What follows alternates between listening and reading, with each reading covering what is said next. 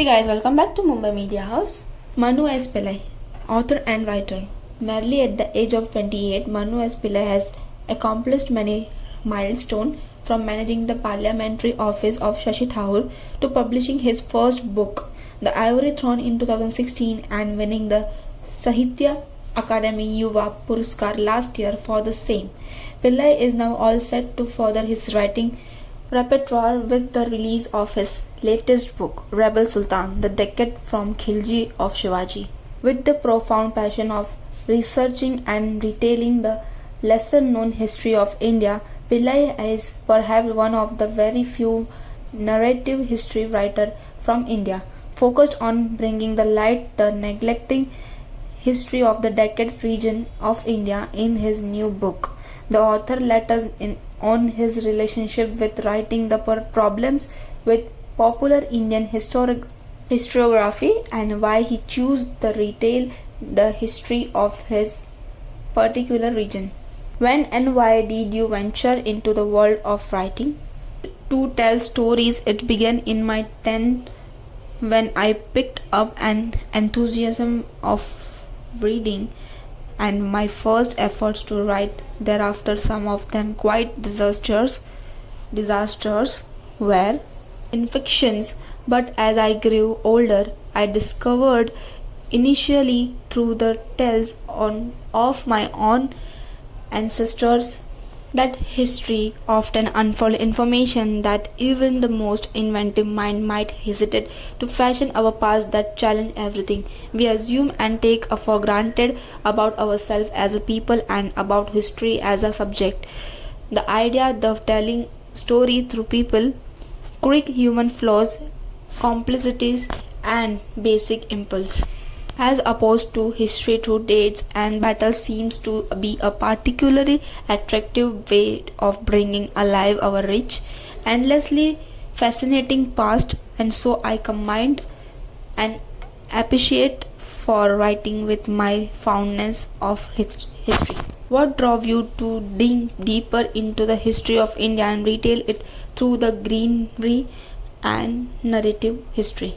The book I read made it clear to me that the typical linear narrative which masquerades as history in popular imagination are highly limited, unable by their very nature to do justice to the magnificence of India's story.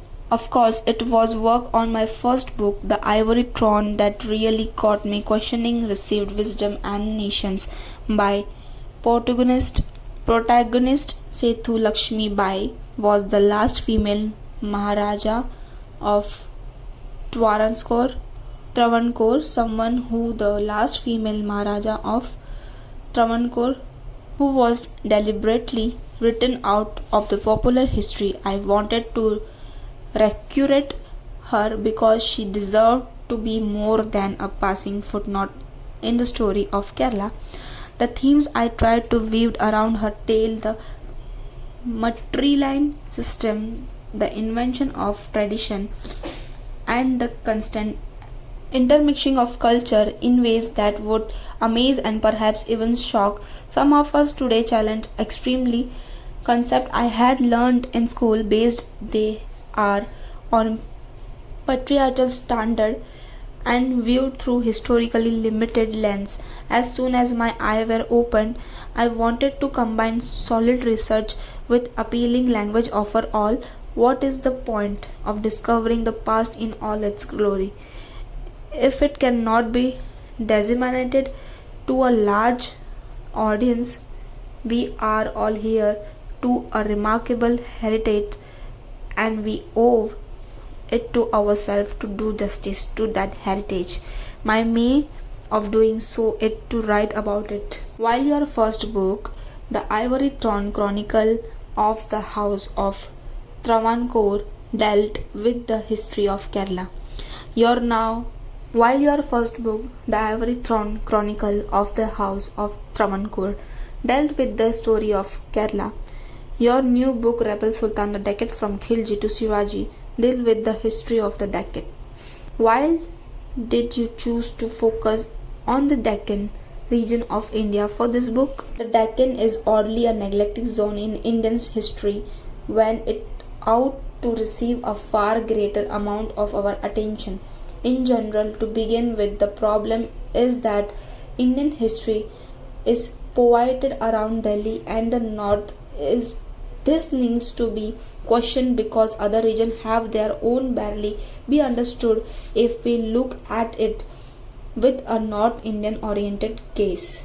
This silver of the Indian coast had more in common with Arabia for 2000 years than it did with state and people north of the Vindhyas, so each region must be studied in its own context. The Deccan is particularly interesting if we turn our attention properly to it. We know it as the graveyard of the Mughals and as the homeland of Shivaji and the Marathas. But what of the Shia Sultanates and their long-standing Persian links? What of the thousands of Africans who helped shape the history of the Deccan, founded cities, saved kingdoms, and even married their daughters to local region and people in the Deccan, where a Muslim prince could worship Hindu gods and where the Shians of the Muslim dynasty could become a master of Advaita philosophy. The Deccan, as I write in the book, the Marathas and Mughals clashed for many centuries. It was a mirror of the world, attracting talent, art, architecture, and ideas from around the world. Its story deserves to be told in all its fullness and not merely from within the narrow primes that currently dominate Indian historiography. And then, of course, there was the diverse cast of characters, some of Indian history finest historical figures from Firoz Shah Bahmani, who had an empire of wives, to Chand Bibi, who valiantly fought the Mughals, from Ibrahim Adil Shah, who painted his nails red, to Malik Ambar, slaves turned kingmaker that emerged in the Deccan. To make sense of this men and women, we must also make sense of the land where they were born, in which they excited. Which writers have influenced you the most in your work, since narrative history is still an emerging genre in the world of writing? There are influences from various places, including fiction. For instance, in Rebel Sultan, there is a degree of irreverence even through what I am discussing is serious history. This is definitely a result of P.G. Wodehouse influence on my writing. Then there is a whole host of academics and scholars whose influence is clearest in my tendency to provide extensive note at the end of the book. So while the main text reads smoothly for a reader who want to go beyond that and explore the research material, the end of the book has as much information as possible. There are many names than in terms of influence rather than one or two. Since your stronghold lies in research, how would you describe your relationship with writing? I do want to write for writers' sake, and somewhere at the back of my head, there is a work of fiction I have been wanting to write. It will probably need to wait another 5 or 6 years through, because for how I am enjoying being the bridge between meticulous research and the lay reader in understanding and celebrating Indian history. Guys, thanks for watching video, and I hope you like this video. So please do like, share, subscribe our channel, and don't forget to press the bell icon.